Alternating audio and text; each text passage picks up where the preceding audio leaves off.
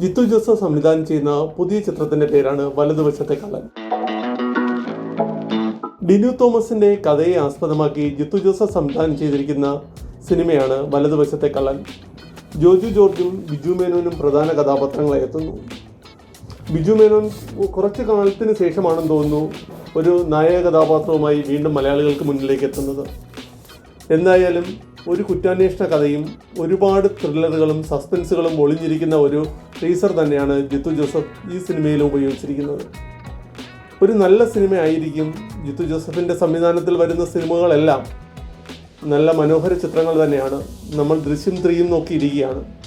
എന്തായാലും അതിനു മുമ്പേ വരുന്ന വലതുവശത്തെ കള്ളനും ഒരു മനോഹര ചിത്രം തന്നെ ആയിരിക്കും. നമുക്ക് തിയേറ്ററിൽ ആസ്വദിക്കാൻ പറ്റുന്ന ഒരു സിനിമ തന്നെ ആയിരിക്കും. ഗുഡ്വില്ലും ഓഗസ്റ്റ് സിനിമയും കൂടിയാണ് ഈ വലിയ സിനിമ നിർമ്മിച്ചിരിക്കുന്നത്. എന്തായാലും ജനുവരിയിൽ തിയേറ്ററിലെത്തുന്ന ഈ സിനിമയ്ക്ക് വേണ്ടി നമുക്ക് കാത്തിരിക്കാം.